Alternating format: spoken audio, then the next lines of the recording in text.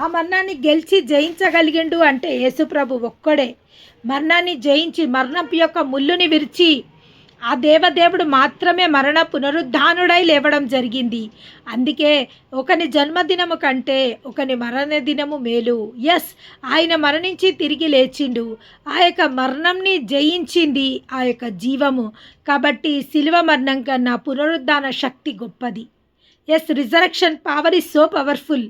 కాబట్టి ప్రతి ఒక్క సచ్చిన స్థితిలో ఉన్న క్రైస్తవుని దేవుడు వెలిగించి ఆయన రక్తం ఇచ్చి, ఆయన క్రయధనంగా ఆయన రక్తం ఇచ్చి, ఆ విలువగల రక్తంతో కడుక్కొని ఆ యొక్క ఒకసారి పాపిని పరిశుద్ధునిగా మార్చి, ఆ దేవదేవుడు ఆయన నీతిని బట్టి మనని నీతిమంతులుగా మార్చి, మనలో ఒక ఆత్మదీపాన్ని బట్టి వెలిగించి, తర్వాత అది దాన్ని ప్రతి ఒక్కరికి ఆ యొక్క ఆత్మదీపము ప్రతి ఒక్కరికి అది దారి చూపెట్టడానికి, మనలో ఉన్న పరిశుద్ధాత్మ ప్రజ్వలిల్లుతున్నంతసేపు మనని సంరక్షించడమే కాకుండా అనేకులని కాపాడడానికి, అనేకులని బలపరచడానికి, అనేకులని యేసు వైపు త్రిప్పడానికి ఆ యొక్క ఆత్మదీపము ఏమంటారు కారణం కావాలా. అంతేగాని ఈరోజు ఏదో మనము కంపల్సరీగా లేదులే ఒకసారి ప్రార్థించేస్తే అయిపోతుంది, ఒకరోజు చెయ్యొచ్చు ఒకరోజు చెయ్యకపోవచ్చు, లేదా ఒకరోజు వాక్యం వినొచ్చు ఒకరోజు వాక్యం వినకపోవచ్చు,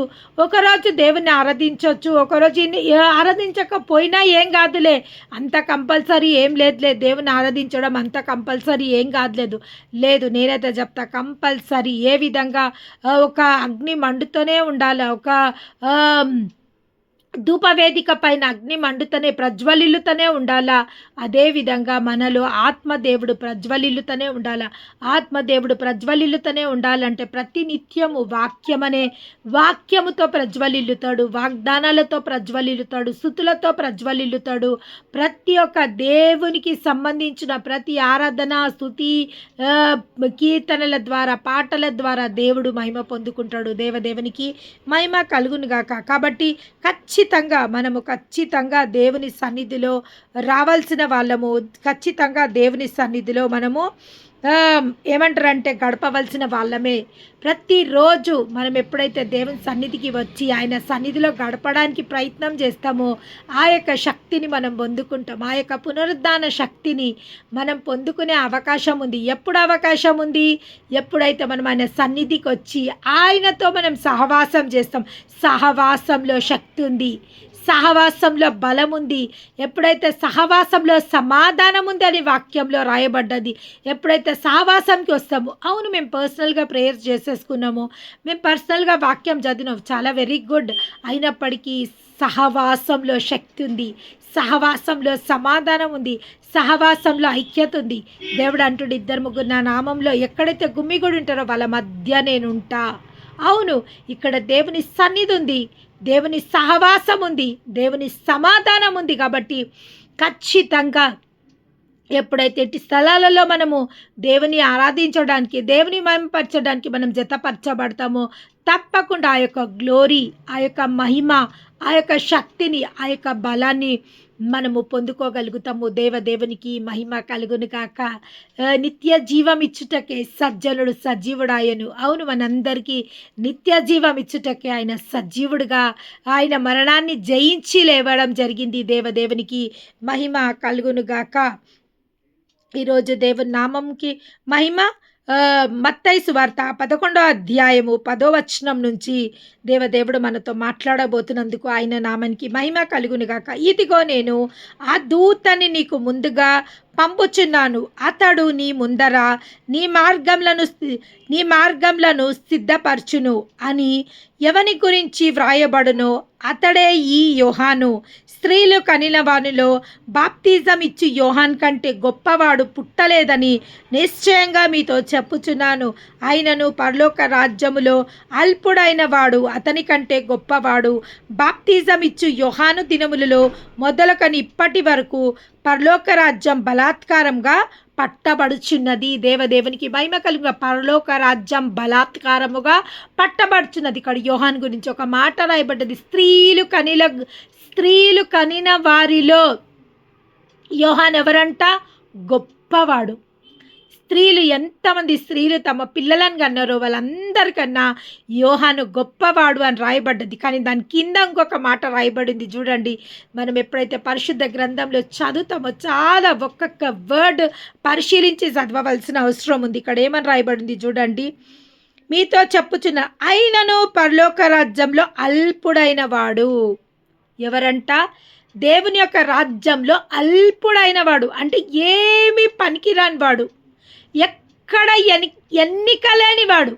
యోహాన్ ఎవరంట? స్త్రీలు కనిన వారిలో అతనంత గొప్పవాడు ఎవ్వరు లేరు. కానీ ఏం జరిగిందంట చూడండి.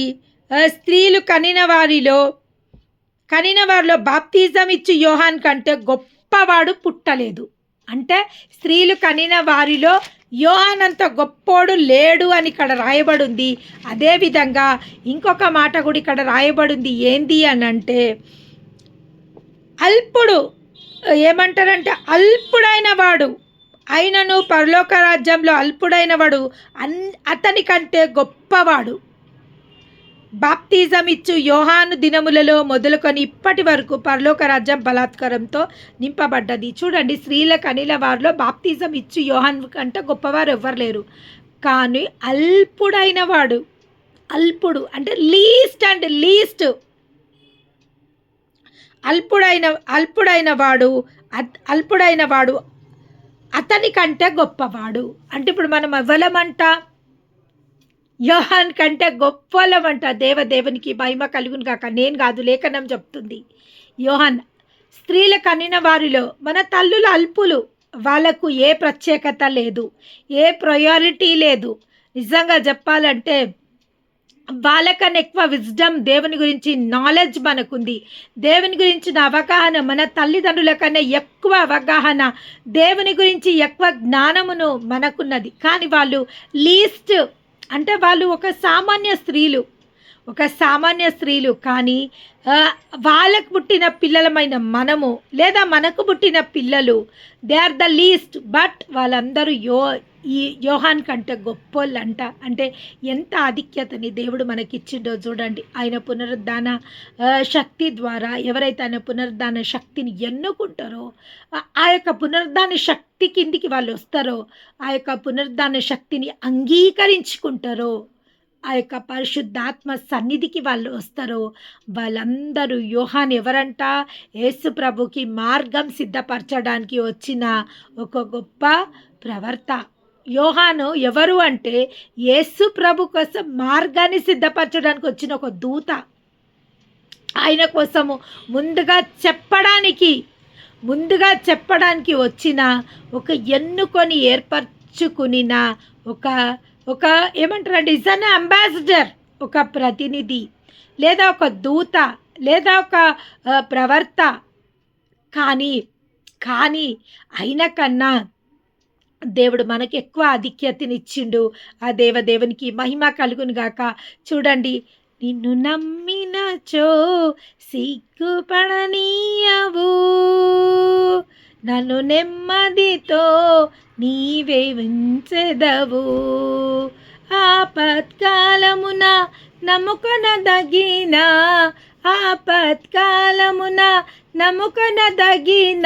యేసు నీవే ఆధారము, యేసు నీవే నా ప్రాణము, నిన్ను నమ్మినచో సిగ్గుపడనీయవు. అవును, ఆ దేవుని నమ్ముకుంటే మనని సిగ్గుపడనీయడంట. చూడండి, స్త్రీల కనిన వారిలో యోహాన్ అంత గొప్పవాడు లేడు. అయినా కానీ అల్పులమైన మనని యోహాన్ కంటే గొప్పవారిగా చేసిండు దేవుడు. దేవునికి మహిమ కలుగునుగాక. ఖచ్చితంగా చూడండి, ఇంత ప్రయారిటీ దేవుడు మనకిస్తున్నప్పుడు, ఇంత ఆధిక్యతని దేవుడు మనకిస్తున్నందుకు మన పాప శాప దోష శిక్షని ఆయన అనుభవించిండు. మనని పాపరహితులుగా చేయడానికి, మన దోష శిక్ష ఆయన ఆయన అనుభవించిండు. మన దోష విముక్తి చేయడానికి మన అతిక్రమములను ఆయన భరించిండు. మనని అతిక్రమముల నుంచి విడిపించడానికి మనకు రావాల్సిన శిక్ష విధి అంతా ఆయన అనుభవించిండు.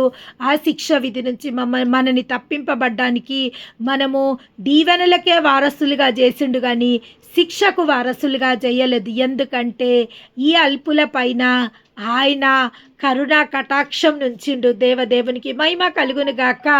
ఈ అల్పుల పైన ఆయన యొక్క కరుణా కటాక్షంని నిలిపిండు కాబట్టి ఆయన మంచితనం అంతటిని మనకు కనపరుస్తుండు. ఆయన కరుణని మనకు కనపరుస్తుండు. ఆయన కనికరంని మనకు కనపరుస్తుండు. దేవదేవునికి మహిమ కలుగును గాక. ఎస్, అందుకే ఈ విలువలేని మట్టి ఘట్టంలో ఆ దేవదేవుడు మహిమాదైశ్వర్యము నుంచిండు. పరిశుద్ధాత్ముని మనకు అనుగ్రహించిండు. అల్పులమే మనము అయినప్పటికీ ఘనులుగా మనని చేసిండు. అయోగ్యులమే మనము కానీ అయినప్పటికీ యోగ్యులుగా చేసిండు. తిరస్కరింపబడిన వారమే అయినా కానీ ఆయన మనని ఎన్నుకొని ఏర్పరచుకున్నాడు. ఏ విలువ మనకు లేదు కానీ నా దేవుడు విలువ పెట్టి మనని కొనుక్కుండు. ఆయన ప్రాణంని క్రయధనముగా ఆయనని అప్పజెప్పుకుండు విలువ పెట్టి ఆయన అమూల్యమైన రక్తంతో సంధి చేసుకొని మనని కొనుక్కోవడం జరిగింది. దేవదేవునికి మహిమ కలుగును గాక. మనము అమూల్యమైన వాళ్ళము అని ఇంతకన్నా గొప్ప రుజువు ఏముంది? ఏ రుజువు లేదు. ఆయన నిశ్చయంగా మన తండ్రి అయి ఉన్నాడు. మనం ఆయన కుమార్తెలమై ఉన్నాము. దేవదేవునికి మహిమ కలుగును గాక. అవును, ప్రతి నిత్యము ఆయన ప్రేమతో మనం నింపుతుండు. ఎందుకంటే ఆయన అంటుండు, ప్రేమ లేనివాడు నావాడు కాడు. ఎవరైతే ప్రేమ లేదో వాడు నావాడు కాదు. ఎందుకంటే ఆయన ప్రేమామయుడు. ఆయన పేరే ప్రేమామయుడు. ఆయన పేరు కరుణగల దేవుడు. ఆయన కూర్చున్న పీఠం పేరు కరుణాపీఠం. ఆయన పరలోకంలో ఆయన సింహాసనం పేరు ఏం పేరంట? కరుణాపీఠం పైన కరుణామయుడైన దేవదేవుడు ఆసీనుడై ఉన్నాడు. ఆయన కరుణను బట్టి, ఆయన కటాక్షంను బట్టి ఆ దేవదేవుడు మనని ఏమంటారంటే మనని ఎన్నుకొని ఏర్పరచుకుండు. అందుకే దేవుడు ఒక మాట అంటాడు, నన్ను కరుణించి వారిని నేను కరుణించదను, నా మీద కనికరపడవారి మీద నేను కనికరపడదము. మనకు అంత యోగ్యత ఉందా? ఆయనని కరుణించే అంత యోగ్యత మనకుందా? ఆయనని కనికరించే అంత యోగ్యత మనకున్నదా? కానీ ఆయన ఒక మాట అంటాడు. ఏమంటాడంటే, నా నామంలో మీరు ఒక గ్లాస్ చల్లనీళ్ళు ఇచ్చినా కానీ అది నాకు ఇచ్చినట్టే. నా నామంలో మీరు ఎవరినన్నా కరుణించినా, నన్ను బట్టి మీరు ఎవరన్నా కటాక్షించినా, నన్ను బట్టి ఎవరిపైన మీరు కృప చూపించినా, ఆయన ఏమంటారంటే, నేను రోగి అయి ఉన్నప్పుడు మీరు నన్ను పరామర్శించిండ్రంటే, ప్రభువా మీరెప్పుడు రోగి అయి ఉన్నారు? ప్రభువా మేమెప్పుడు వచ్చి మిమ్మల్ని పరామర్శించినాము అంటే, మీరు ఒక వ్యక్తి రోగి అయి ఉన్నప్పుడు ఆ వ్యక్తిని మీరు పరామర్శించిండ్రు. ఆ వ్యక్తిని పరామర్శించడం వల్ల నన్ను పరామర్శించిన వాళ్ళైనరు. నేను ఆకలి కొంటిని, మీరు నాకు ఆహారం ఇచ్చితిరి. ఎప్పుడు ప్రభువా? మేమెప్పుడు ఆహారం పెట్టినాం? నువ్వు మా ఇంటికి ఎప్పుడు వచ్చినావు? మేమెప్పుడు నీకు ఆహారం పెట్టినాము అంటే, ఆయన అంటాడు, ఆకలి కొన్న వారికి మీరు ఆహారం పెట్టినప్పుడు అది నాకు పెట్టినప్పుడే.